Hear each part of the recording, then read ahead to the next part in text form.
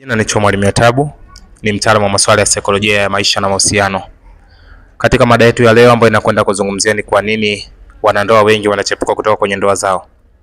Kuna sababu kadha wa kadha ambazo zinaweza kupelekea wanandoa wengi kuchepuka. Miongoni mwa hizo sababu ni kuolewa kwa sababu dhaifu.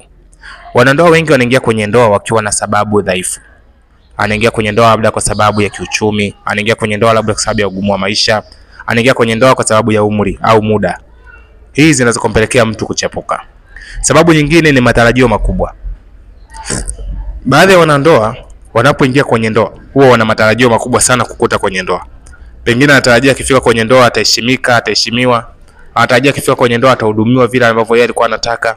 Hivyo inapotokea yale matarajio yake aliyokuwa ameyataka anayakosa, huyu mtu mara nyingi huwa anahisi kama ile sio sehemu yake sahihi. Hivyo inakuwa ni sababu mojawapo ya wao kuchepuka.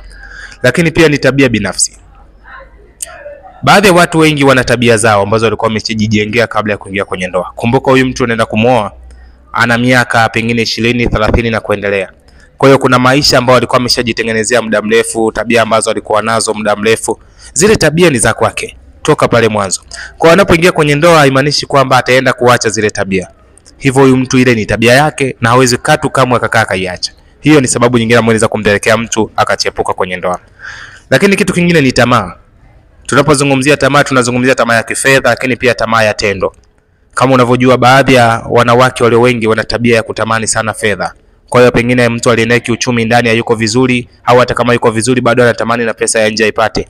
Hivyo anamkuta anahitaji kukutana na mtu kwa sababu anahitaji fedha yake. Lakini mwanaume pia au mwanamke mwingine kukutana tamaa ya tendo tu. Akimuona mtu huyu ana umbile lile basi anatamani kuwa na mtu mwenye umbile fulani. Kwa hiyo hizo ni tamaa binafsi za mtu. Pia zinaweza kumpelekea mtu akachepuka. Kitu kingine ni migogoro ya mara kwa mara. Inapotokea wanandoa na migogoro ya mara kwa mara ndani ya nyumba, hii mara nyingi inapelekea mmoja wao au wote kuchepuka. Kwa sababu migogoro ya mara kwa mara ndani inapoteza ile uwepo wa kihisia, unapoteza mvuto wa kihisia kati ya mwenza na mwenza wake. Kama utakuwa na migogoro ya mara kwa mara na ile migogoro haitatuliwi, kila kukicha kunakuwa na mgogoro mpya, basi ule mgogoro unafuta ile hisia halisi ya mtu kuwa na mtu. Hivyo anajikuta huyu mtu mara zote anapoteza ladha, anapoteza hisia kuwa na mtu. Kitu kingine, kulipa kisasi. Wanandoa wengi wana tabia kulipa visasi, hususan pindi anapokuwa amesikia au amewazia tu kwamba pengine huyu mtu ndiye naye atakuwa na mtu mwingine nje, au amesikia au anahisi. Hivyo na yeye anahisi kwamba anaweza kutoka kama kumuonesha kama na mimi naweza bwana. Kwa hiyo kulipa visasi pia inakuwa ni sababu miongoni mwa watu kuchepuka nje ya ndoa. Kitu kingine ni mahusiano dhaifu ya wanandoa. Kukosekana kihisia, mahusiano dhaifu. Nakuta pengine kwa sababu ya ubizi wa kimaisha. Unajua sasa hivi shughuli ni nyingi, maisha yana changamoto nyingi. Ubizi wa utafutaji, pengine mume anakuwa yuko busy na kazi, hapati muda wa kuongea na mke, au mke pia anakuwa yuko busy na kazi, hapati muda wa kuongea na mume. Kwa ule mvuto wa kihisia wa kuwafanya wawe karibu unakuwa unakosekana. Ile pia inaweza kupelekea mahusiano au yakaingia doa au wanandoa wakachepuka, kwa sababu pindi ile mtu atakayekuwa jirani naye basi huyo ndio atakuwa na mvuto naye. Kwa sababu ndio mtu anayeongea naye mara kwa mara, ndio mtu anayepiga naye story mara kwa mara, ndio maana unaweza kukuta mtu anachepuka kwa watu wanaomzunguka. Pengine watu wa kazini kwake, pengine watu wanaoishi nao mtaani, au watu wanaoona mara kwa mara, kwa sababu wanajenga mvuto wa kihisia. Kitu kingine ambacho kinaweza kupelekea ni wanandoa kusababisha mambo mengi kuharibika, hususan kwa mambo mbalimbali. Hususan mfano tabia ya mtu, kama nilivyosema, inaweza kuwa ni sababu pia ya wanandoa kuchepuka. Hizi ni baadhi ya sababu tu ambazo zinaweza kupelekea wanandoa wengi kuchepuka. Kwa sababu mtu anakuwa anahitaji binafsi. Hii inaweza kupelekea wanandoa wengi kuchepuka. Nje ya hapo, lakini nini kifanyike sasa? Tunapokuja swala nini kifanyike ili kuweza angalau kupunguza kama sio kuzuia kabisa swala la wanandoa kuchepuka, kuna mambo kadha wa kadha ya kufanya. Moja, kuwa na mahusiano mazuri. Wanandoa jitahidi sana kuwa na mahusiano mazuri ambayo yatawapelekea wao kuendelea kudumu kwenye ndoa. Wanandoa kuwa na mahusiano mazuri ya mawasiliano, kuwa na mahusiano mazuri ndani kwa mazungumzo, kuwa na mahusiano mazuri namna ya kutatua mambo humo ndani. Hii inaweza kusaidia kupunguza kuchepuka.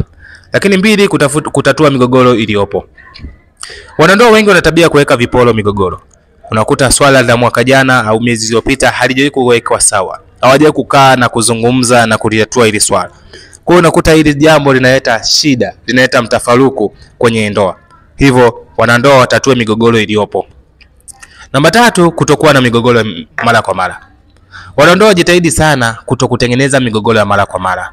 Ni vizuri kama ukiamua kushusha tabia yako, ni vizuri kama ukiamua kubadilisha mwenendo wako, kutokutengeneza migogoro ya mara kwa mara, kutokuoneana thamani mara kwa mara kwamba unamuona mwenzako afai. Kwa hiyo migogoro ikiwepo haitengenezwi mara kwa mara, inaweza kusaidia kuleta mvuto wa kihisia ndani ya familia, lakini pia inaweza kusaidia wanandoa kutokuchepuka kwa sababu atakuwa anaona umuhimu wa mwenzake mara kwa mara, kwa sababu migogoro haitengenezwi kila wakati.